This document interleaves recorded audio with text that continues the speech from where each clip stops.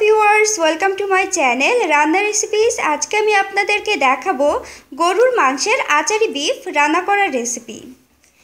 এখানে আমি 1 কেজি পরিমাণ গরুর মাংস কেটে ভালো করে ধুয়ে নিয়েছি।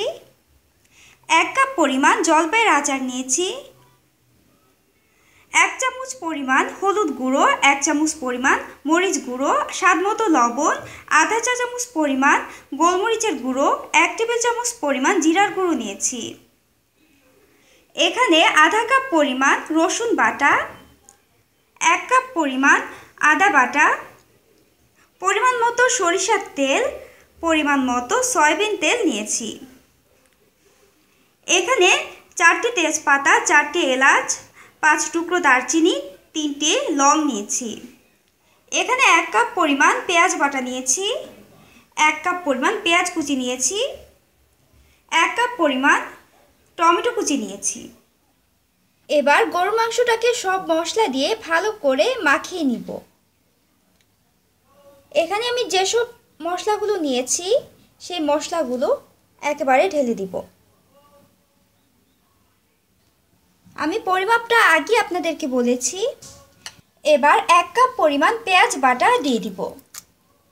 1 কাপ পরিমাণ টমেটো কুচি দিয়ে দিব। আধা কাপ পরিমাণ রসুন বাটা দিয়ে দিব।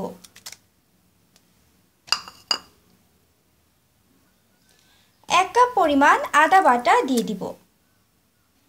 এবার তেজপাতা, এলাচ, দারচিনি এবং লং দিয়ে দিব। এবার 1 কাপ পরিমাণ জলপাইয়ের আচার দিয়ে দিব। 1 টেবিল চামচ পরিমাণ সয়াবিন তেল দিয়ে দিব। এবার মাংসটাকে ভালো করে মেখে নিব।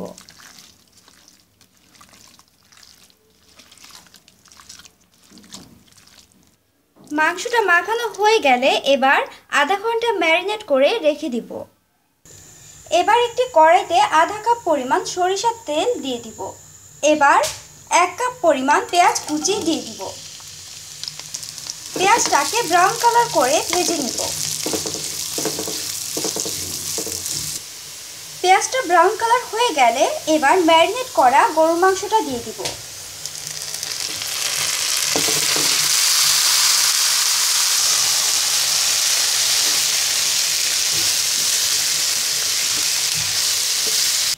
এবার ঢাকনা দিয়ে ঢেকে মাংসটাকে 10 মিনিট কষিয়ে নিব। ভিউয়ার্স, মাংসটা কষানো হয়ে গেছে।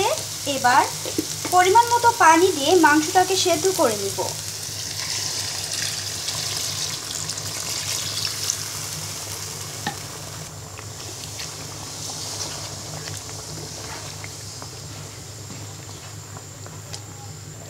এবার ঢাকনা দিয়ে ঢেকে মাংসটা সেদ্ধ না হওয়া পর্যন্ত রান্না করব।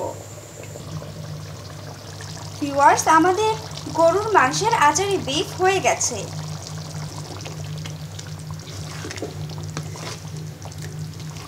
সো ডিয়ার ভিউয়ার্স, হয়ে গেছে আমাদের গরুর মাংসের আচারি বিফ রান্না করার রেসিপি। আশা করি আপনাদের আমার রেসিপিটি ভালো লেগেছে। আমার আরও নতুন নতুন রেসিপি যদি আপনাদের ওয়ালে পেতে চান তাহলে আমার চ্যানেলটি সাবস্ক্রাইব করুন।